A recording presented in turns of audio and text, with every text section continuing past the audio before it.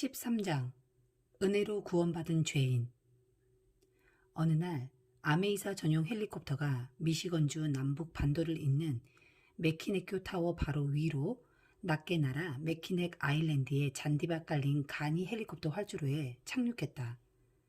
그날은 디트로이트 상공회의소 주최로 수많은 성공한 기업인 앞에서 아미에 대한 스피치를 부탁받아 가는 중이었지만 사실 내가 초점을 두고 준비한 주제는 삶을 풍요롭게 하는 사람에 관한 것이었다. 휴런 호수가 내려다 보이는 아름다운 녹지 위에 있는 그랜드 호텔의 우아한 연회장에서는 수백 명의 유수한 기업가가 비즈니스 런치를 하며 내 연설을 기다리고 있었다. 사회자는 나를 미국에서 굉장히 성공한 기업인 중 한 분이라고 소개하며 내 경력을 쭉 나열했다. 그를 흉보려는 의도는 아니지만 그날의 소개는 정말 길고도 미사역으로 가득해 지루하기 짝이 없었다. 당장이라도 일어나 연사가 그쪽이요 나요 라고 소리치고 싶을 정도였다. 길고 긴 연사 소개가 끝나고 무대에 오른 나는 청중을 바라보며 후한 멘트에 감사하다고 말문을 열었다. 이어 사실 그건 제 모습이 아닙니다. 제가 누구인지 말씀드리지요. 저는 예수 그리스도의 은혜로 구원받은 죄인입니다.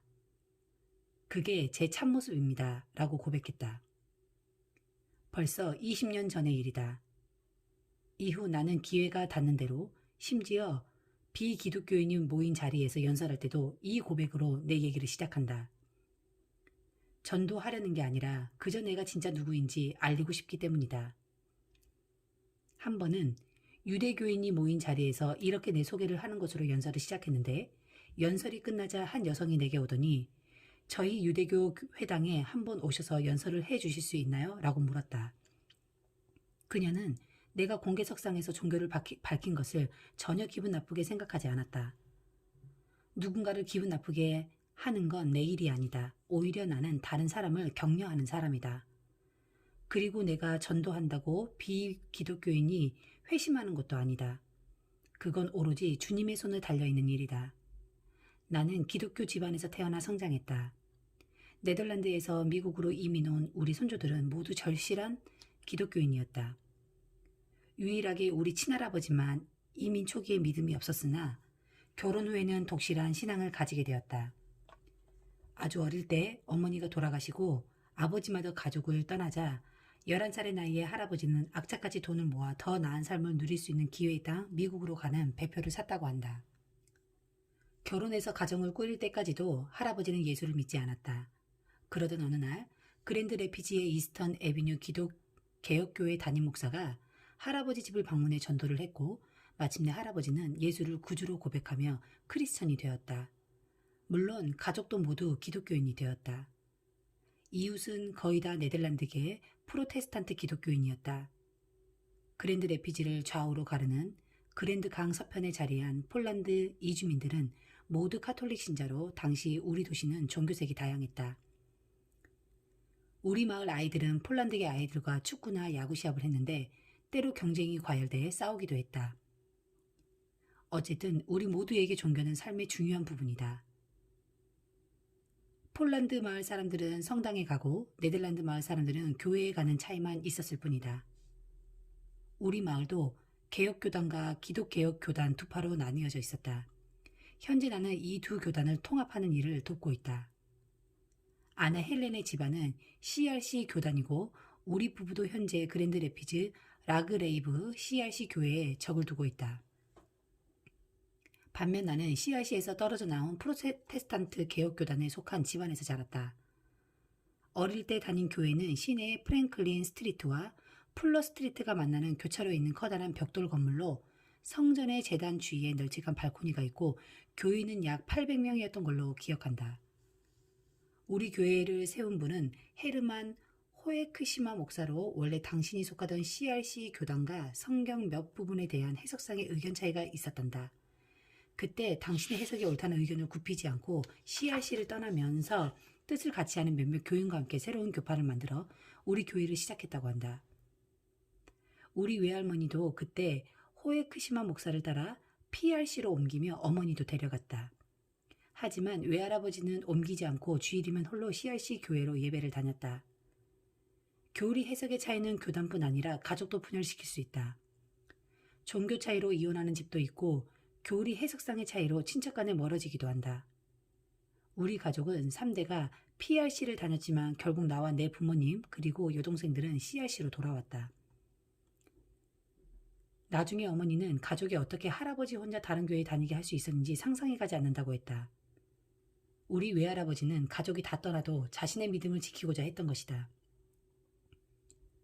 그때 우리 마을의 아이들이라면 누구나 수요일 저녁마다 교리문답 수업을 받으며 돌아다녔던 기억을 할 것이다. 교리문답 시간에 우리는 우리가 믿는 기독교의 교리를 깊이 배우면서 예수를 구주로 믿고 또 성부, 성자, 성령의 일체를 고백하는 사도신경으로 믿음의 정체성을 확인했다. 일요일에는 가족과 함께 아침 저녁으로 2번 교회에서 예배를 드렸다. 일요일은 믿음 생활만 하는 날로 따로 정해져 있다. 하나님은 성도에게 주일 성수할 것을 명하셨기에 교인들은 주일에 할 수 있는 일과 그렇지 않은 일을 엄격히 정해놓고 지켰다. 예를 들면 일요일에 앞마당에서 공놀이는 할 수 있었지만 운동 경기는 보러 갈 수 없었다. 우리 가족에게 주일은 친척들과 교류하는 날이었다. 일요일 저녁이면 우리는 삼촌 댁에 가서 저녁을 먹고 다 함께 예배를 드리러 갔다. 기독교 고등학교에 다닐 때는 반 친구들 몇 명이 저녁 예배 후 늘 우리 집에 와서 어머니가 차려주는 간식을 먹고 게임도 하고 라디오도 들으면서 같이 놀았다. 일요일엔 거의 모든 상점이 문을 닫았다. 이처럼 엄격한 원칙이 있었지만 우리에겐 큰 문제가 아니었다. 우리 부모님은 집에 친구들이 오는 걸 언제나 환영했기 때문에 제이도 자주 놀러와서 어머니와 친해졌고 천사 같은 내 어머니는 우리가 일요일 저녁에 몰래 나가 놀 수 있게 눈 감아주셨다. 교회와 가족에게 받은 영향 외에도 기독교 고등학교를 다니면서 내 인생관과 세계관이 확고한 기독교 신앙 아래 세워졌다. 지리는 주님이 창조한 세상을 배우는 과목이었고 인간관계에 대한 토론은 모든 사람은 하나님의 창조물이므로 서로 존중해야 한다는 관점으로 시작하는 등 나는 철저한 기독교식 교육을 받았다. 운동이나 음악 또는 공부를 잘하는 것도 하나님이 주신 재능이라고 여겼다. 부모님의 기독교 교육 선호사상은 매우 확고해서 어려운 가정 형편임에도 따로 학비를 모아 나를 비싼 사립 기독교 고등학교에 보냈다. 그랜드 레피즈 크리스천 고등학교는 나와 제이벤앤들이 만난 곳이기도 하다. 내가 만약 그 학교를 다니지 않았다면 내 인생이 어떻게 달라졌을지 상상이나 할 수 있을까? 나는 제이를 알게 된 것도 하나님의 뜻이었다고 믿는다. 우리는 그 뜻에 따라 중마고우가 되었다. 우리 가족이 다니던 교회에서는 아이가 태어나면 하나님과 하나님 사람에 속한다는 징표로 유아 세례를 받았다. 그리고 고등학교를 졸업할 나이가 되면 교인들 앞에서 공식적으로 신앙 고백을 했다. 나는 목사님 말씀 중에 동의할 수 없는 부분이 좀 있었기에 공식 신앙 고백을 조금 미루기로 했다. 예수를 구주로 믿는 것은 확신했지만 우리 교회가 주장하는 몇몇 교리적 해석이 내 생각과 맞지 않았기에 일단 보류하고 싶었다. 군에서 제대한 후 나는 목사님에게 내 고민을 털어놓았다. 한참 동안 내 얘기를 들은 목사님은 리치, 자네의 하나님은 왜 그리 작으신가? 그분이 자네에게 앞으로 생길 일을 다 아시면서도 동시에 자유의지를 허락하시는 게 능력이 없어서가 아닐세. 하나님은 온 우주의 절대자시고 우리는 그분의 피조물에 불과하다네. 라고 말했다. 깊이 생각해보니 목사님 말씀이 옳았다. 전지전능, 무소부재 같은 절대자 하나님을 유한한 피조물인 인간의 관점으로 생각하니 이해가 가지 않을 뿐이었다. 하나님을 더욱 깊게 만나면서 드디어 나는 교인들 앞에서 그리고 세상 사람들 앞에서 내 신앙을 고백했다. 삶의 모든 의사결정에서 신앙은 내게 절대적 잣대다. 나와 내 가족은 하나님이 살아계시며 모든 인간을 동등하게 지으셨다는 사실을 믿는다. 아메이 사업에서도 우리는 이 진실을 존중하는 마음으로 어떤 배경과 출신이라도 차별하지 않고 누구에게나 독립사업자가 될 기회를 제공한다. 사람은 타고난 배경이 아니라 지금 하는 일의 결과로 자기가 누구인지를 말한다. 피부색이나 학벌, 인종에 상관없이 누구나 원하면 아메이 사업을 할 수 있다. 평등하게 기회를 제공받아 정직하게 일하고 다른 사람이 성장하도록 도운 노력의 결과만큼 보상을 받는 것이 우리 비즈니스다. 아메이의 마케팅 플랜은 아무도 남을 이용해 꽁돈을 벌 수 없도록 짜여 있다. 많은 아메이 비즈니스 리더가 공식적으로 자신이 기독교임을 밝힌다. 그 정도가 너무 심해 결국 나는 교회에 가서 아메이 얘기를 듣는 게 싫듯 아메이 미팅에 와서 설교를 듣는 것도 싫습니다. 종교와 사업을 구분합시다. 크리스천인 여러분과 사업하면서 누군가의 인생이 바뀔 수도 있지만 그렇다고 여러분의 믿음을 강요하지 마세요. 사업 파트너들에게 전도를 하려면 개인적으로 하고 비즈니스 미팅에선 하지 말기 바랍니다. 라고 주의를 주었다. 이때부터 주일에 비즈니스 모임을 여는 그룹은 미팅 전후에 별도의 예배 시간을 마련해 놓고 원하면 누구나 참석할 수 있도록 하되 공식 미팅 일정에는 넣지 않는다. 그러자 분위기가 훨씬 나아졌다. 많은 훌륭한 목사가 아메이 미팅에서 마련한 예배를 통해 말씀을 전하며 전도에 도움을 주고 있다. 어쨌거나 나는 아메이 모임이 아닌 다른 곳에 가서 연설을 할 때면 언제나 내가 기독교인임을 가장 먼저 밝히고 신앙이 내 삶에 어떤 영향을 주었는지 알린다. 나는 자유시장 경제 시스템을 믿고 긍정의 위력을 믿으며 더불어 이 책에 밝힌 여러 가지 가치 체계를 믿는다. 그러나 이 세상 그 어떤 가치보다 나는 내 하나님과 그 아들 구주 예수와 그분이 교회에 내린 사명을 가장 깊이 믿는다. 한 번도 남에게 내 믿음을 강요한 적은 없지만 공식적인 자리에서도 나는 늘 내 종교를 밝힌다. 하나님이 내 인생을 이토록 축복해 주셨는데 이 깊은 소식을 어찌 나만 알고 있겠는가 말이다. 워낙 공개적으로 내 신앙을 밝히다 보니 혹자는 아메이가 종교단체냐고 묻기도 한다. 아메이 사업을 하는 사람들 중에 기독교인이 많은 건 사실이다. 그러나 조직이 종교단체가 될 수는 없다. 신앙은 개인의 문제다. 다국적 기업인 아메이는 국민 다수가 기독교인이 아닌 국가에도 많이 진출해 있고 아메이의 사업기에는 종교와 상관없이 누구에게나 활짝 열려 있다. 사업을 확장하기 위해 기독교 복음을 이용한 적은 한 번도 없지만 나는 주일 예배가 끝난과 동시에 믿음도 꺼져버리는 사람이 아니다. 예수 그리스도를 믿고 경험한 기독교 신자로서 내 신앙에 위배되는 그 어떤 결정도 나는 내릴 수 없다. 내가 사업가로 성공해 물질적으로 큰 부자가 되었다고 해서 하나님의 은혜와 인도하심이 필요 없게 된 것은 아니다. 내가 가진 모든 물질은 하나님께로부터 온 것이며 아무리 많이 가진 자라도 오직 하나님을 경배할 때만 돈이 주는 기쁨을 누릴 수 있다고 믿는다. 하나님이 어떻게 그토록 풍성한 축복을 내게 허락하셨는지 나는 알 수 없다. 다만 주님 왜 제게 이 큰 축복을 주셨나요? 라고 여쭤볼 뿐이다. 내가 아는 한 가지는 내가 가진 것은 모두 하나님의 것이며 그분만이 아시는 이유로 나를 청지기로 세우셨다는 것이다. 나는 어제도 오늘도 내일도 주께 모든 걸 의지하고 맡긴다. 이것이 진정한 신앙이자 순종이라고 믿기에 그렇다. 하나님을 믿는 가정과 공동체에서 자라게 하시고 믿음이 곧 삶의 일부가 되도록 허락하신 그분께 그저 감사할 따름이다. 매일의 삶에서 믿음을 실천하는 연습은 나에게 결코 부담스럽지 않다. 오히려 실천하는 믿음은 내게 놀라운 기쁨과 평안함과 안식을 주었다. 이 기쁨을 여러분 모두 경험했으면 하는 마음이다. 14장 삶을 풍요롭게 만드는 사람들이 세운 도시. 어느 날 난데없이 수백만 달러의 기금을 모금하는 위원회에 참석해달라는 제의를 받으면 어떨 것 같은가? 내가 그런 일을 겪었다. 그랜드 레피즈 시장으로부터 우리 도시가 과거의 영화를 찾도록 하는데 필요한 기금을 마련하는 위원회를 소집하려 하니 참여해달라는 초청장을 받은 것이다. 1970년대 미국의 많은 도시가 그러했듯 그랜드 레피즈 시 정부도 예산이 빠듯해지고 사람들이 교외로 빠져나가면서 인구가 줄어 점차 쇠락의 길을 걷고 있었다. 시내 중심가인 먼로 애비뉴에는 낡은 백화점과 싸구려 잡화점 몇 개가 덩그러니 서서 오지 않는 손님을 기다리고 있을 뿐 텅 빈 진열장도 많았다. 북적북적하던 펜트린드 호텔의 호황도 옛말이고 달랑 버스 몇 대가 오갈 뿐인 시내 중심가는 정말이지 썰렁하고 한산했다. 과거의 인구 활동이 거의 시내 외곽의 거주지역과 쇼핑몰로 빠져나갔기 때문이다. 앞서 말한 대로 주민에게 주인의식이 있어야 지역 공동체도 발전한다.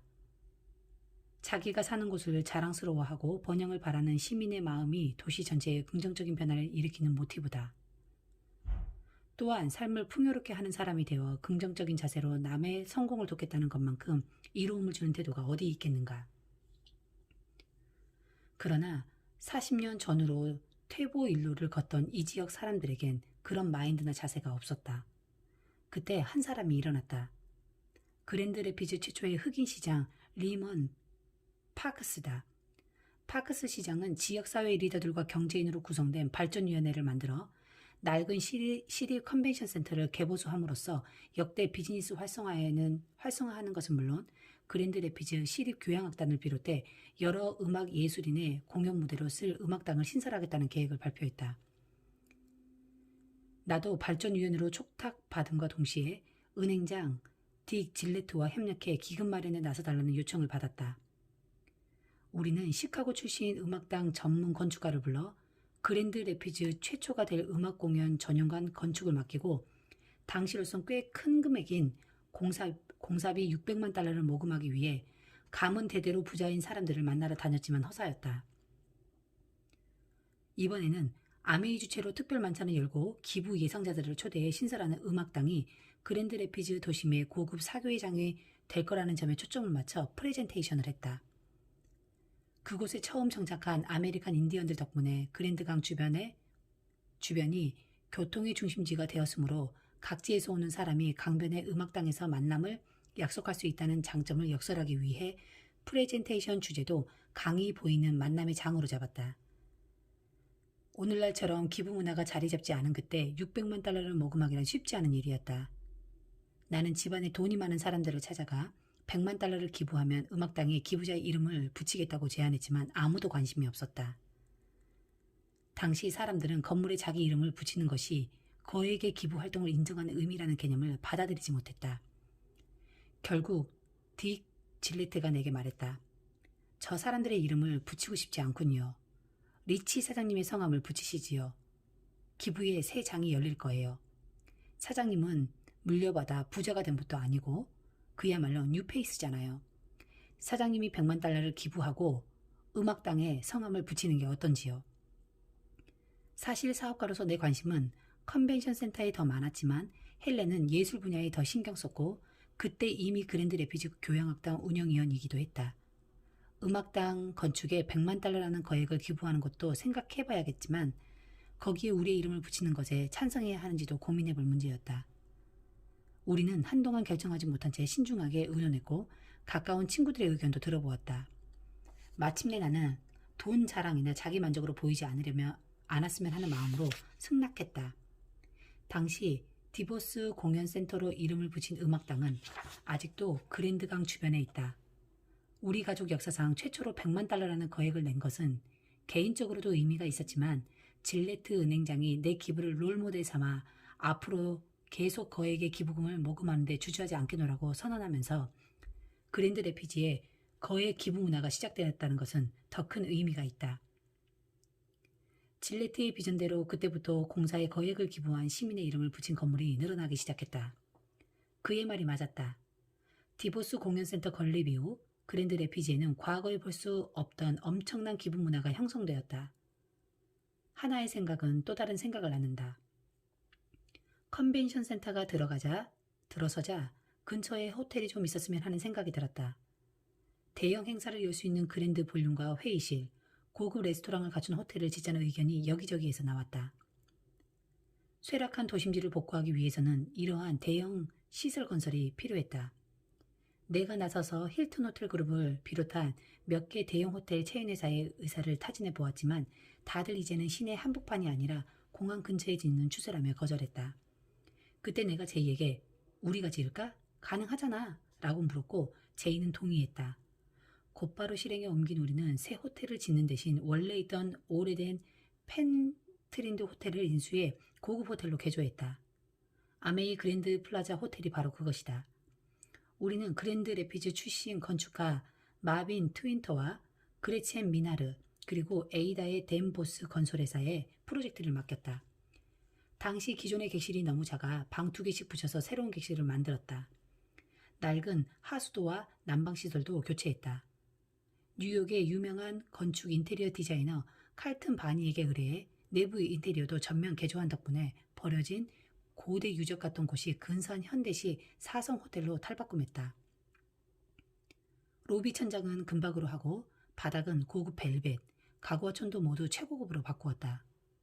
우리와 친하던 피터 세이카주 이탈리아 미국 대사가 레스토랑 공간을 임대해 2개의 레스토랑을 오픈했다. 하나는 고급 정찬 식당 1913룸이라고, 다른 하나는 좀 더 캐주얼한 분위기의 토트시스다. 프로젝트는 만족스럽게 완성했지만 우리가 직접 호텔을 운영할 생각은 없었다. 어디까지나 그랜드 레피지의 발전과 미래를 생각하는 마음으로 한 일이었다. 아메이 그랜드 플라자 호텔은 금세 각종 모임과 회의, 결혼식 예약이 넘쳐나면서 도심지의 랜드마크로 자리 잡기 시작했다. 개관 행사에 참석한 포드 전 대통령은 이제 그랜드 레피지는 다시 태어나고 있습니다라고 말했다. 1981년 호텔을 개관하고 나서 제이와 나는 그 옆에 29층짜리 부속 건물을 지을 계획을 세웠다. 사실 설계는 이미 완성해둔 상태였지만 일단 주 건물 공사부터 끝내는 게 옳다고 판단해 잠시 미뤄둔 일이었다. 건물 용도를 구체적으로 확정한 것이 아니었기에 우리는 앞으로 시 차원에서 이런 추가적인 대형 시설을 필요로 하는지, 기업이 여기에서 회의를 자주 열거나 고객을 유치할 가능성이 있는지 알아보았다. 그런데 긍정적인 답을 얻지 못하고 어영부영 시간이 흐르던 어느 날 마침내 나는 제이, 그냥 우리가 진행하자, 가능하잖아 라고 말했고 제이도 내 의견에 동의했다. 그래서 우리는 진행했다. 2년 후 아메이 그랜드 플라자 본관 옆에는 현대적인 시설과 아름다운 객실을 갖춘 고층 부속 건물이 위풍당당하게 모습을 드러냈다. 우리는 다음 프로젝트는 인구 유입이었다.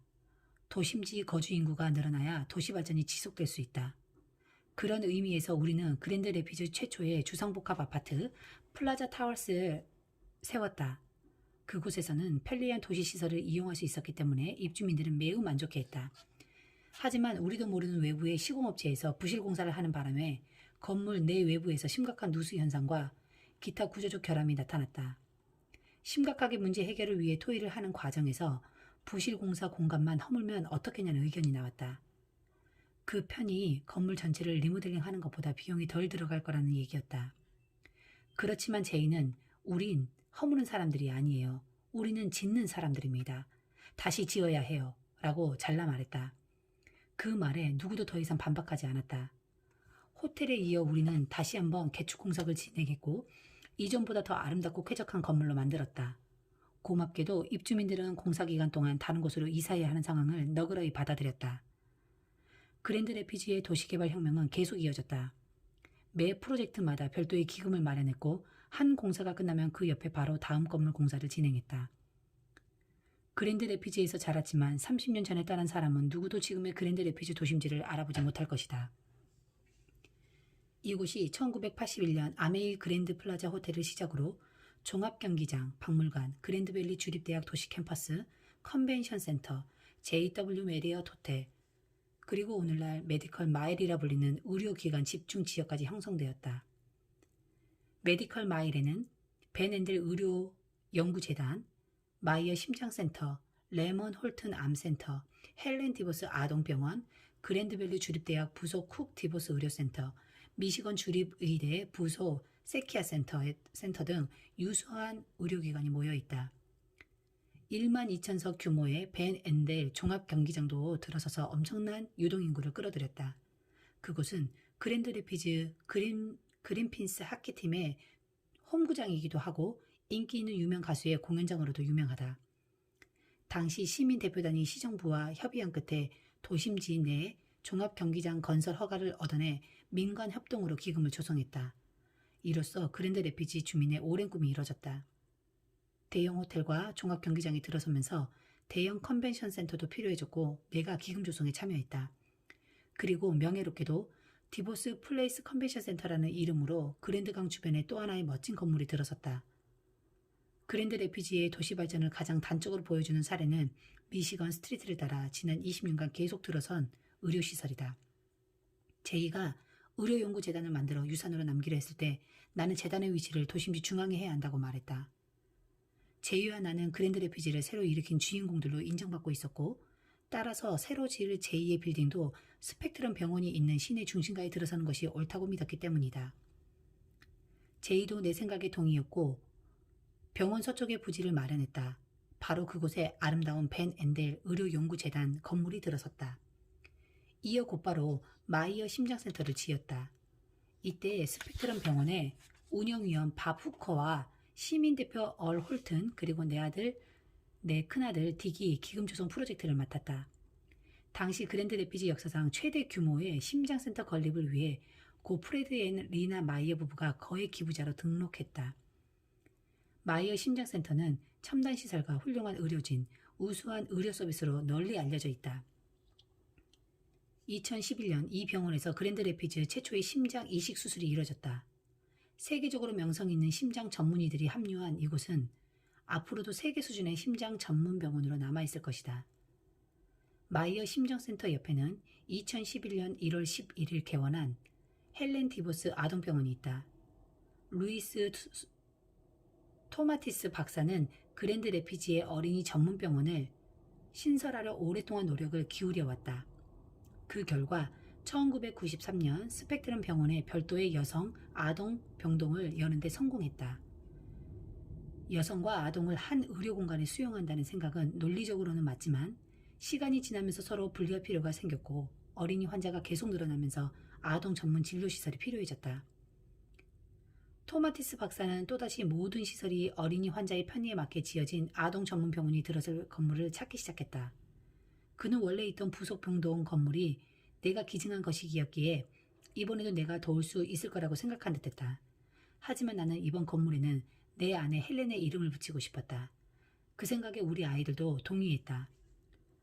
토마티스 박사가 앞장서서 프로젝트를 진행한 결과 미시건 스트리트의 파란색 헬렌 디보스 아동병원이 문을 열었고 아픈 어린이들은 보다 좋은 환경에서 전문 의료진의 도움을 받게 되었다.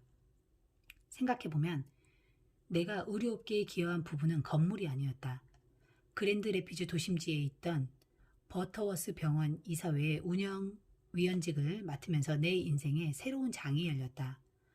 버터워스 병원은 우리 시에 있던 대형 종합병원 두 곳 중 한 곳으로 다른 하나는 블로젯 병원이었다. 경쟁관계에 있던 두 병원은 불필요한 모방과 지출 과다로 둘 모두에게 이득이 되지 않는 비효율적인 운영을 하고 있었다.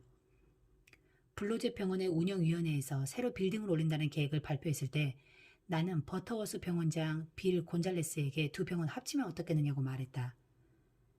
그런 의견은 전에도 있었다는 그에게 나는 다시 한번 시도해보자고 제의했다. 곤잘레스는 내게 진심으로 그렇게 할 의사가 있다면 자신도 협조하겠다고 대답했다. 나는 힘주어 대답했다. 합시다. 성공하면 정말 역사에 남을 만큼 의미가 있을 겁니다. 우선 나는 나를 지지해달라고 버터워스 운영위원들을 설득했다. 이어 블로제 대표와 운영위원들을 만나 설득하기 시작했다. 그때는 아직 TFC가 의료기관 독점 제재 조치를 시행하기 전이었다. 나는 두 병원이 힘을 모아 그랜드 레피지 인근의 독점 병원이 되자고 말했다. 같은 지역의 병원을 합병하려면 FTC의 공식 허가를 받아야 했기에 나는 미시건주의 수도 랜싱에서 열린 심리에 증인으로 나갔다. 먼저 FTC가 말했다. 당신은 경쟁에 익숙한 기업인이 아닙니까? 이 두 병원도 서로 경쟁하도록 놔둬야 맞지 않나요? 서로 경쟁하면 비용 절감도 되고 말이죠. 주인이 다르면 그럴 수 있죠. 그러나 이 두 병원의 주인은 시민입니다. 그랜드 레피지 시민 전체가 두 군데를 이용하고 있어요. 그러니 합병해도 독점이 아니죠. 왜냐하면 원래 주인이 하나니까요. 우리는 승소했고 드디어 스펙트럼 병원이라는 이름으로 하나의 병원이 탄생했다. 그 건을 담당한 판사는 훗날 자신의 책에서 합병 이후 일어난 일을 길게 회고했다. 이 두 병원의 합병으로 올라간 건 비용이 아니고 의료 서비스의 질이었다. 두 병원의 능력 있는 의사들이 하나로 합치자 더 많은 환자가 병원을 찾아왔다. 나는 지금도 그랜드 레피지의 도시 복구 프로젝트가 시작되었다는 사실과 그것이 지역 주민 전체의 지지를 받은 것에 깊이 감사한다. 아무리 대단한 아이디어라도 다른 사람의 동의가 없으면 쓸모가 없다. 나는 많은 일을 통해 누군가가 나서서 의견을 제시하며 자신이 돕겠다고 정확히 말할 때 비로소 다른 사람들을 움직여 하나의 목표를 완성할 수 있다는 것을 배웠다. 무엇보다 나는 우리 지역 사회에 기부 문화가 형성되는 것을 도울 수 있어서 기뻤다. 오늘날 그랜드 레피지에 새로 이사 온 이웃이 어디에 가야 사람을 사귀죠? 라고 물으면 나는 농담처럼 말한다. 기금을 조성 중인 사람에게 가서 파티 좌석표를 한 장 사세요. 당신이 기부할 의사가 있다는 걸 알리세요. 그럼 당신이 앉을 테이블이 금세 친구들로 꽉 찰 겁니다. 웃자고 한 말이지만 거기에 내가 전하고픈 메시지가 담겨 있다. 당신의 삶을 풍요롭게 만들고 싶다면 돈이든 시간이든 노력이든 먼저 남에게 베풀어야 한다. 누구에게나 남에게 줄 것이 있다. 기부는 즐거움이고 기부하는 사람은 구경꾼이 아니라 선수다. 또한 나는 본인이 앞장서서 기부함으로써 느끼는 베품의 즐거움이 어떤 것인지와 솔선수범하는 자세로 아름다운 나눔의 정신을 보여줌으로써 삶을 풍요롭게 하는 문화를 만드는 사람들을 인정해 주어야 한다는 것을 배웠다.